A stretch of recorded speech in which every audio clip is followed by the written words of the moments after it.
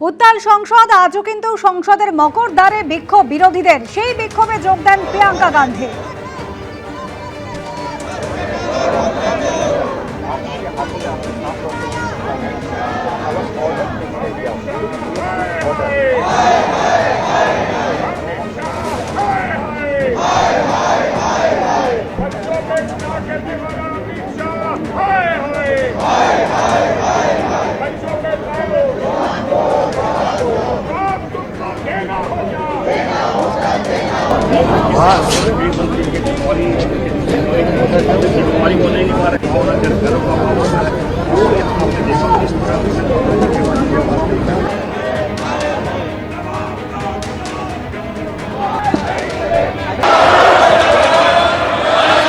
যন্তর মন্তরে আন্দোলনকারীদের ওপর গুলি চালানোর নির্দেশ কার? বিক্ষোভে বারবার করে প্রশ্ন তোলা হয়েছে। গতকালের মতন আজও কিন্তু তীব্র বাকযুদ্ধ, হই হট্টগোল এবং তারপর দুপুর 2টা পর্যন্ত লোকসভার অধিবেশন মুলতবি হয়ে যায়। বিজেন্দ্র সিংহ আমাদের প্রতিনিধি রয়েছেন আমাদের সঙ্গে। বিজেন্দ্র, আজ এই প্রশ্নপত্র ফাঁস রুখতে যে সংশোধনী বিল আনা হয়েছিল লোকসভায় গতকাল ফাঁস হয়েছে, আজ কিন্তু রাজ্যসভায় পেশ করার কথা ছিল। তার আগে কি কি ইস্যুতে সংসদের ভিতর এবং বাইরে উত্তপ্ত হয়ে উঠল? সকালেই দেখা গেল মকরদলের সামনে সাংসদরা বিক্ষোভ দেখাচ্ছিলেন, অপোজিশন সাংসদরা, এবং তাদের দাবি ছিল কি গুলি চালানোর নির্দেশ কে দিয়েছিল, অর্থাৎ যে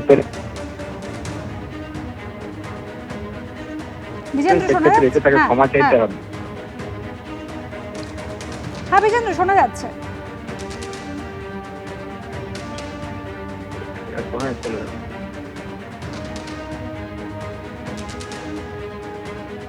সংসদে মকর দ্বারে আজ বিক্ষোভ দেখান বিরোধী সাংসদরা। প্রিয়াঙ্কা গান্ধীকে দেখতে পাচ্ছেন, অন্যান্য বিরোধী দলের সাংসদরাও আজ এই বিক্ষোভে সামিল হয়েছিলেন।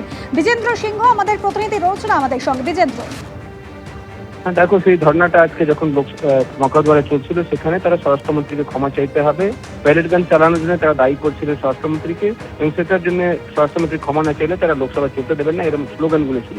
লোকসভা আমরা দেখলাম যখন 11টার সময় বসলো তখন 2টো অব্দি অ্যাডজার্ন হয়ে গেছে। সেখানে এই দাবির উপর সরব ছিলেন বিরোধী সাংসদরা। তাদের আরো একটা দাবি ছিল রাম মন্দিরে যে প্রণামী চুরি হয়েছে সেটা নিয়ে সরকারকে জবাব দিতে হবে। বিশেষ করে সমাজবাদী পার্টি তরফ থেকে গতকালে বিক্ষোভ করা হয়েছিল এটা নিয়ে, আজকেও তারা ধর্ণা দিচ্ছিলেন, দান পেটি নিয়ে এসেছিলেন, তারাও ধর্ণা দিচ্ছিলেন মকরদুয়ারে। লোকসভা 2টো অব্দি অ্যাডজার্ন হয়েছে, কিন্তু আজকে রাজ্যসভা সুষ্ঠুভাবে চলছে। রাজ্যসভায় ইতিমধ্যেই যেটা কোশ্চেন আওয়ার শেষ হয়েছে, 0 আওয়ার শেষ হয়েছে, এবং 2টো থেকে হয়তো সেখানে যে পেপার লিক নিয়ে যে বিল নিয়ে এসে সরকার, যেটা লোকসভা পাস হয়েছে, সেটা আজকে রাজ্যসভায় নিয়ে নেওয়া হবে ডিসকাশনের জন্য, এবং 1.5 রাত অব্দি হয়তো ডিসকাশন করে সরকার চাইবে আজকে রাজ্যসভা সেটাকে পাস করা। 2টো থেকে হয়তো লোকসভা চলবে, কেন কি সরকার চাইছে কি জাজেস অ্যামেন্ডমেন্ট বিল যেটা রয়েছে সেটাকে আজকে লোকসভায় তারা পাস করাবেন, এবং 2টোর সময় সেটাকে নিষেধ করা হয়েছে। দেখতে হবে সেখানে বিরোধীদের মনোভাব কি থাকছে। বাইরে একদিকে স্লোগানিং হচ্ছে, অন্যদিকে রাহুল গান্ধী যে সোশ্যাল মিডিয়াতে পোস্ট করেছেন সেটাতে বলছেন কি সুপ্রিম কোর্টের বিচারপতির আন্ডারে একটা কমিটি গঠন করতে হবে, কি প্যারেড গান কারা চালিয়েছিল, কার নির্দেশে চালানো হয়েছিল সেটা তদন্ত করার জন্য তিনি একটা কমিটি করা হোক সেটা দাবি করেছেন, এবং স্বরাষ্ট্রমন্ত্রীকে তিনিও দায়ী করছেন যেভাবে 20শে জুলাই প্যারেড গান চালানো হয়েছিল আন্দোলনকারীদের উপর। ধন্যবাদ বিজেন্দ্র। যন্তর মন্তরে আন্দোলনকারীদের ওপর গুলি চালানোর নির্দেশ কার? আজও কিন্তু এই প্রশ্ন তোলা হয়েছে বিক্ষোভে সংসদের ভিতরে এবং বাইরে। এই ইস্যুতে সরব হন বিরোধী দলের সাংসদরা।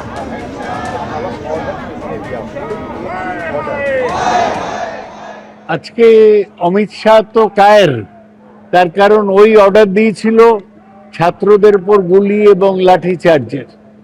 সুতরাং ওর হাউসে এসে জবাব দেওয়া উচিত।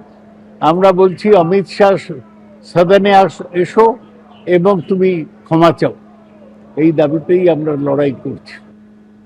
আর এর মধ্যেই সংসদ ভবন চত্বরে এনসিপিআই এর 20 জন সাংসদের ছবি দেওয়া প্ল্যাকার্ড গায়ে জড়িয়ে বিক্ষোভ দেখালেন কল্যাণ বন্দ্যোপাধ্যায়। कल्याण बनर्जी जी क्या लेकर आए हैं आप? 20 गद्दार का तस्वीर। 20 गद्दार? 20 गद्दार कहाँ है 20 गद्दार? एक पार्लियामेंट के अंदर है, मोदी जी के पास बैठा है। कुछ लोग हमारे यहाँ से पहले आपके यहाँ गए, फिर आपके यहाँ नहीं, वो लोग तो हमारा टिकट से जीता था, आप लोग का उधर से 2014 में चला गया। पश्चिम बंगाल में आप लोग को कुछ भी नहीं है, नहीं था, इसलिए कुछ नहीं करना सकते। तो वो मेरे 2-3 आदमी तो चला गया, और एक वो लोग तो हमारा टिकट से जीता है। कभी आपको वो लोग को भी आपको टिकट से पार्लियामेंट में नहीं आया। लेकिन थे तो कांग्रेस ही। अरे कांग्रेस तो हम भी थे, तो छोड़ो ना तुम लोग। अरे कांग्रेस तो हम लोग को, कांग्रेस तो हम भी थे। I was the vice president of the youth Congress. आप लोग तब दीदी को तो भगा दिया था, ये बात बोलो 97 में। अरे दीदी को नहीं भगाता तो तुम लोग का ऐसा हाल होता। दीदी को ये दीदी को 97 में भगा दिया।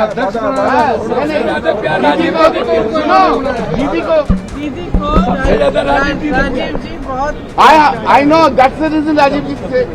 राजीव जी बहुत प्यार करते थे। राजीव जी भी दीदी को सम्मान दिया। और लेकिन अरे पप्पू सिंह सुनो भाई, ज्यादा मत बोलो। उस टाइम कांग्रेस सीपीएम का साथ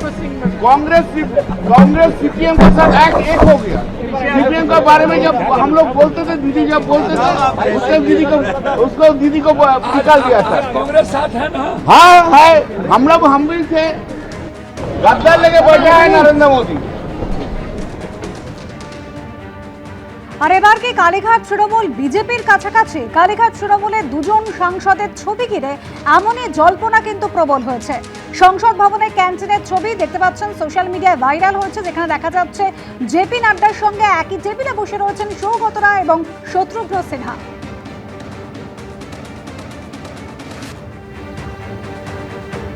আরও একটি ছবি, সেটাও কিন্তু ভাইরাল হয়েছে এবং যেখানে দেখা যাচ্ছে কেন্দ্রীয় স্বরাষ্ট্রমন্ত্রী অমিত শাহ এবং জেপি নাড্ডার সঙ্গে একই লাঞ্চের টেবিলে বসে রয়েছেন সৌগত রায়।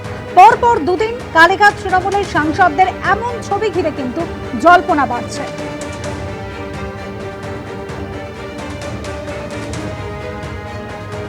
অমিত শাহের সাথে কোনো কথা ক্যান্টিনে হয়নি, জেপি নাড্ডার সাথেও কোনো আলাদা কথা হয়নি।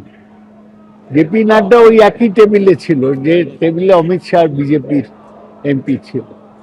আমরাই আগে গিয়েছিলাম, ওরা পরে গিয়েছিল। এরকম তো নাকি আপনারা কোনো যোগাযোগ করছেন বিজেপির সঙ্গে? না না, বিজেপির লোকই আমাদের সাথে যোগাযোগ করছে। আপনারা কি বলছেন? আমরা তো বলছি চলে এসো। তাদেরকে যারা বিজেপিতে গিয়েছে তাদের। আচ্ছা, এনসিপি সমস্ত জল্পনার সম্ভাবনা কিন্তু উড়িয়ে দিচ্ছেন তৃণমূল সাংসদ সৌগত রায়। তিনি বলছেন যে তারাই আগে এই টেবিলে বসেছিলেন, তারপরে যোগ দেন জেপি নাড্ডা।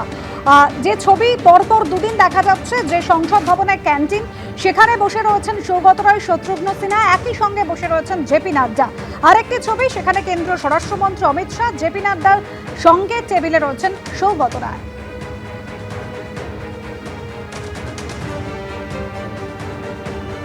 তো আমি ছবিটা পাওয়ার পরে ভালো করে দেখলাম। একটা হয়তো ক্যান্টিনে হতে পারে, কিন্তু আর একটা হচ্ছে অ্যানেক্সিতে, এবং হয়তো ওনারা কোনো পরিকল্পনা করছেন, সেটার সঙ্গে আমাদের কোনো যোগাযোগ নেই। ওনারা সরাসরি আলোচনা করছেন। একটা জায়গায় দেখলাম যে প্রাক্তন সভাপতি এবং বর্তমান মন্ত্রী শ্রদ্ধেয় জেপি নাড্ডার সঙ্গে, আর একটা জায়গায় সেখানে দেখলাম যে আমাদের স্বরাষ্ট্রমন্ত্রী অমিত শাহজিও রয়েছেন। তো ওনার সঙ্গে হয়তো কোনো আলোচনা চলছে। হ্যাঁ, এরকম তো রাজনীতিতে হয়, এটা ডাবল ট্র্যাক। খেতেই পারে, খাওয়া দাওয়া করলে তো অন্য কিছু অসুবিধা নেই। আমি মনে করি না এর মধ্যে কোনো অসুবিধা আছে।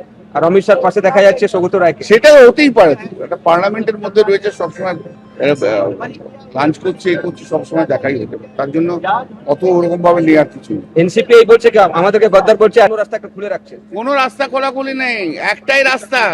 ওই 20 গদ্দার 2029-এ শেষ হবে, সেটা একটাই রাস্তা। এবিপি আনন্দ, এগিয়ে থাকে, এগিয়ে রাখে।